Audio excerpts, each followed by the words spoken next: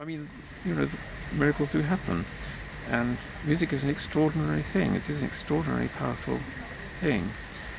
I think that, I always think that everyone should sing anyway. I think you go back to so-called primitive societies and their whole life is based on song. They sing out their lives. They sing when they're working, and they sing when they're happy, and they sing when they're sad. And we don't do that, so we rely on other people to sing for us. The very breath that dizzied my senses and made me whole. The fact that she is a jazz singer and that she's deeply attached to jazz and the nature of the opening stanzas immediately suggested the blues. So then it became as soon as I started working, it became sort of quite clear what I would do. I know that jealous breath in me that cut and ripped me bare, and in my nakedness breathed new breath, where a whisper yells, and I am rooted again in my very breath. That very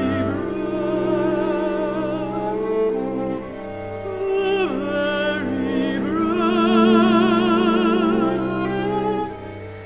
When I got the poem, when I went to see Beverly and I saw the words for the first time, and I took them away, and I was walking over Clapham Common to the tube station, and that phrase came into my head, and I wrote it down on a piece of paper. That very breath.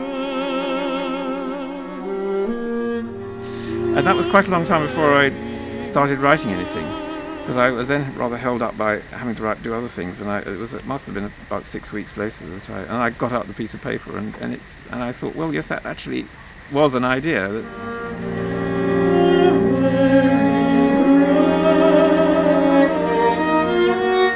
It often happens like this, that one's first idea is often something that you can work on.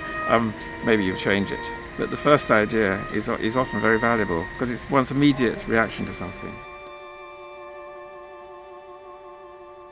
I feel it as a poem. The words are, apart from the fact that the expression is poetic, it does have a rhythm. It does have a rhythm which was quite straightforward to follow. The rhythm sort of dictated the rhythm of the words dictated almost the rhythm of the music. A pine tree chuckled, the journey of my song had touched him. So I didn't have to ask her to cut out things. Beverly said right from the start, anything that I wanted to cut out, please do. And I said, well, I will tell you. There was one line I cut out. There was one line I cut out, and she agreed that was right to do that. But that's all. A joyous breath blossomed within me, ripening, reaching. The brief was that I could go back and say to Beverly, look, can't you write some more because I can't set these words. But in fact, I didn't have to do this at all. Like autumn's cooling kiss upon the molten burn of summer. I feel it as a poem. The words are, apart from the fact that the expression is poetic, it does have a rhythm. It does have a rhythm which was quite straightforward to follow. The rhythm sort of dictated the rhythm of the words dictated almost the rhythm of the music, in a very productive and positive way, I think.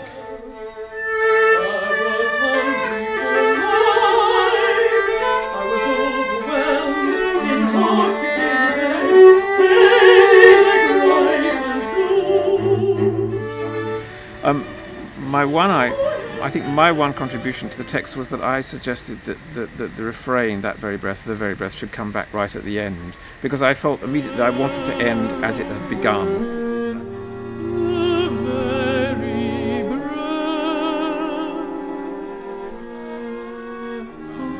And I think that's right, that it should end like that, because the breath is it's a motif right the way through, and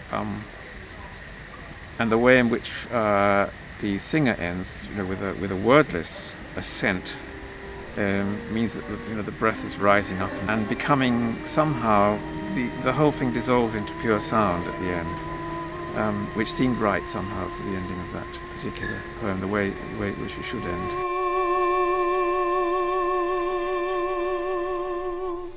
All these things sort of become obvious after a time when they seem to, and that's when you know you've got it right, or as well as you can do, when things seem inevitable and it seems a sort of obvious solution that should happen.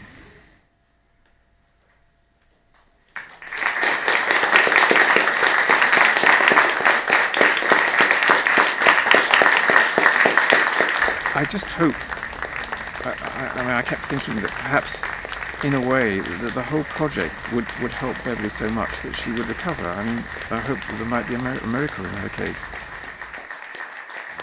I think it's very, very important to sing, and I think that essentially, there is something very definitely related between health and the body and song, and in a way, that's what the blues are, really, to sing out one's troubles, and in a way one's troubles disappear through singing about them. I mean, that's naive on the one hand, but all the best things are naive in some ways.